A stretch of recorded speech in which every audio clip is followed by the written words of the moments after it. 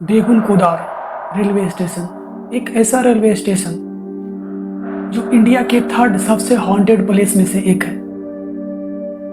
दोस्तों, इस railway station पे गुजरने से पहले किसी भी रेलगाड़ी के ऑपरेटर पायलट अपनी रेलगाड़ी की स्पीड हाई कर लेता है और यात्रियों को सख्त इंस्ट्रक्शन देता है कि अगर आपके दरवाजे, आपकी खिड़की खुली है तो उसको बंद कर ले। यह एक ऐसा रेलवे स्टेशन है जहां पे शाम सूर्यास्त के बाद कोई भी यात्री उतरना पसंद नहीं करता है और ना ही उतरता है। एक ऐसा रेलवे स्टेशन जहां पे कोई भी व्यक्ति एक ऐसे स्त्री को, एक ऐसे चीज को बस एक ही बार देखता है, दूसरी बार देखने के लिए वह जिंदा नहीं बचता है। यह एक ऐसा रेलवे स्टेशन है जहां पे कोई भी रेलवे कर्मचारी अपना ट्रांसफर मंजूर नहीं करता है और ना ही यहां पे आना चाहता है। यह एक ऐसा रेलवे स्टेशन जो 42 सालों से बंद है। दोस्तों, कहानी की शुरुआत होती है सन 1960 में। लेकिन कहानी में आगे बढ़ने से पहले मैं आप लोगों से चाहूँगा कि अगर आप लोगों के पास हेडफोन हो तो उसे लगा लीजिए और वीडियो को लास्ट तक जरूर देखिएगा। दोस्तों, साल 1960 में एक स्टेशन मास्टर जिसका नाम है मोहन, उसकी ट्रांसफ़र होती है उत्तर प्रदेश से इस रेलवे स्टेशन पे जिसका नाम है बेगुन कोदार। वह स्टेशन मास्टर यहाँ पे आ तो जाता है लेकिन यह सारी घटनाओं से अनजान। दोस्तों, उस स्टेशन मास्टर की ड्यूटी नाइट शिफ्ट में लगती है जो उसके पूरी ज़िंदगी के लिए खौफनाक साबित होने वाली है। दोस्तों, नाइट ड्यूटी में शार्प 9 o'clock 9 बजे अपने घर से निकलता है और वह अपने केबिन में जाता है। वहाँ पे उसका काम स्टेशन से गुजरने वाली ट्रेन पे नज़र रखनी थी, उसकी टाइमिंग को देखनी थी, उसकी टाइमिंग को चेक करनी थी और वहाँ रेलवे स्टेशन पे साफ सफाई का ध्यान रखना था, उसको मॉनिटर करना था। यह जाता है और अपने केबिन में बैठ जाता है और उस रेलवे स्टेशन पे मात्र 2 ही आदमी थे। वो पूरी रात बस 2 ही आदमी थे। वह एक स्टेशन मास्टर और दूसरा पता ना कौन व्यक्ति था, आज तक कंफर्म नहीं हुआ। रात होती है और वहां से एक ट्रेन गुजरती है, लेकिन गुजरने से पहले वह स्टेशन मास्टर उस ट्रेन के लोको पायलट से बात करता है और उसके बाद वह स्टेशन मास्टर अपने केबिन में आकर बैठ जाता है। वो अपने केबिन से देखता है कि वह ट्रेन जाने वाली है, जा रही है और उसके पीछे पीछे एक महिला दौड़ती है। स्टेशन मास्टर चिल्लाता है कि आप रुक जाइए, आप मत दौड़िए, इसके 1 घंटे बाद एक ट्रेन है, आप उससे चले जाइएगा। यह कहानी आगे बढ़ती है और एक दिन नहीं, बार बार उसी टाइम पे होती रहती है, 12:10। यह तकरीबन प्रक्रिया 1 सप्ताह तक चला।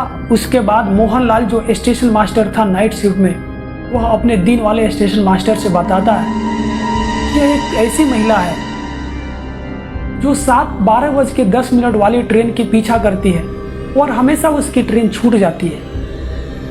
लेकिन वो ट्रेन के पीछे पीछे इतनी तेज से दौड़ती है कि मानो को वह ट्रेन की रफ्तार को मैच कर रही है। उसके बाद हमारे दरवाजे पे आते हैं, हमारे विंडो पे आती है और वह इस तरह से देखती है कि मानो कि उसके आँख से खून निकल रहा है। दोस्तों, इस स्टेशन मास्टर की बातों पर कोई यकीन नहीं कर रहा है। इसके कलीग इस पे हंसते हैं कि क्या कोई महिला ट्रेन के रफ्तार से भाग सकती है? क्या किसी महिला के आंखों में खून जैसी कुछ होती है? इसी को देखते हुए इस स्टेशन मास्टर मोहनलाल का एक दोस्त था, खास मित्र था, जिसका नाम था राजा। उसने बोला कि भाई तुम चिंता मत करो, हम तुम्हारे साथ आज चलेंगे और मैं भी देखेंगे कि क्या इस तरह का क्या कुछ चीज होता है। मोहनलाल का दोस्त राजा नाइट शिफ्ट में जाता है और अपने दोस्त मोहनलाल का इंतजार करता है। 8 बजती है, 9 बजती है, 10 बजती है, 12 बजने वाली है और 12 बज भी जाती है। अभी तक स्टेशन मास्टर मोहनलाल अपने केबिन पे नहीं आता है, जबकि उसका क्वार्टर, उसका रूम स्टेशन से कुछ खास दूरी पे ही था। लेकिन फिर भी 12 बजे तक नहीं आता है और वह बोला रहता है कि शार्प 12:10 पे एक ट्रेन आती है और उस ट्रेन के पीछे पीछे एक महिला दौड़ती है। 12:10 भी हो जाता है। दोस्त राजा उसका इंतजार करता रहता है। जब नहीं आता है तो लगभग 1 बजे करीब में वो उसके घर जाता है, देखता है कि आखिर में मोहनलाल अभी तक आया क्यों नहीं। और वो जो कहानी बता रहा था कि कोई महिला 12:10 पे एक ट्रेन के पीछा करती है और वो हमेशा करती है, रोज रोज करती है, आज यह घटना नहीं हुई। वह जाता है मोहनलाल के घर पे और देखता है कि अरे ये क्या हुआ। मोहनलाल और उसकी फैमिली दरवाजे पे मरे पड़े हुए थे। इस खौफनाक दृश्य को देखकर राजा शॉक हो गया और वह डॉक्टर को बुलाया, इसका चेक कराया, लेकिन वो जिंदा नहीं थे। इसके पोस्टमार्टम में यह मालूम चला कि मोहनलाल और उसकी फैमिली एक ऐसी चीज को देखे हैं जिसके कारण ये शॉक में पड़ गए हैं और इसके ही कारण इन सभी लोगों का हार्ट अटैक आ गया है। दोस्तों, यह कहानी पूरी 1960 की है, लेकिन ऐसा बताया जा रहा है कि वो महिला थी कौन। तो इस कहानी से 2 साल पीछे चलते हैं, सन 1958 में, जब यह महिला, जिसका नाम था दिव्या, वह अपने बेटे की इंतजार इसी रेलवे स्टेशन पे कर रही थी, बेगुन कोदार रेलवे स्टेशन। यह रेलवे स्टेशन वेस्ट बंगाल और झारखंड के बीच कहीं पड़ता है। दोस्तों, इस महिला का एक बेटा था जो कोलकाता यूनिवर्सिटी में पढ़ाई कर रहा था और वह एक दिन अपने घर आने वाला था, जिसका इंतजार यह महिला उसी रेलवे स्टेशन पे कर रही थी। और वह लड़का इसी ट्रेन से आ रहा था जिसका टाइम था 12:10। महिला इंतजार करती है, सभी लोग ट्रेन से बाहर निकलते हैं, लेकिन इसका बेटा आता नहीं है। फिर वो ट्रेन के अंदर में जाके चेक करती है कि क्या कहीं उतरा तो नहीं, कहीं सो तो नहीं गया है।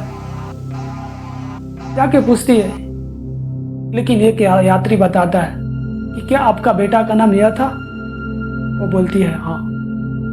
तो 2-3 स्टेशन पहले ही उसका पैर फिसल गया और वह ट्रेन से गिरने के कारण उसका मौत हो गई। वो महिला ये सभी बातों को सुनकर शौक में पड़ गई। वो भूल गई कि उसका बेटा मर चुका है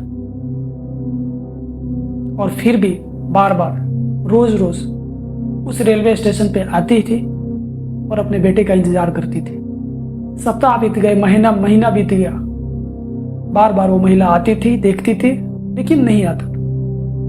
उसका बेटा तो था ही नहीं। उसके बाद महिला यह निर्णय किया कि मेरे संसार में है कौन, मैं किसके लिए जीऊं, और वह मर गई। यह कहानी 1958 की है, जिसके कारण इस सभी कहानी को देखते हुए उस 12:10 वाली ट्रेन को बंद किया गया। लेकिन बदकिस्मती थी कि जब मोहनलाल का ट्रांसफर हुआ सन 1960 में, तभी 2 साल बाद उस ट्रेन को चालू किया गया था और तब मोहनलाल और उसकी फैमिली के साथ यह घटना हुई। फिर वो पूरे रेलवे स्टेशन को ही सन 1960 में बंद कर दिया और तकरीबन 42 साल के बाद उस रेलवे स्टेशन को साल 2009 में चालू किया। ऐसा नहीं था कि इसके बीच रेलवे स्टेशन को चालू करने का प्रयास नहीं किया गया था, प्रयास किया गया था, लेकिन बार बार यही सब घटनाएं होती रहती, जिसके कारण 2009 में इसको चालू किया गया है और अभी तक चलाया जा रहा है। लेकिन फिर भी कोई भी यात्री शाम सूर्यास्त के बाद उतरना पसंद नहीं करता है और अभी भी कोई भी व्यक्ति इस रेलवे स्टेशन पे अपनी ट्रांसफ़र करवाने के लिए मंजूरी नहीं देता है।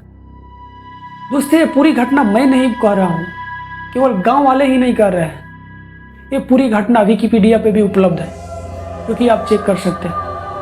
आप लोग अपना ख्याल रखें और वीडियो को लाइक, सब्सक्राइब, शेयर नहीं किए होंगे तो कर दिया। शुक्रिया।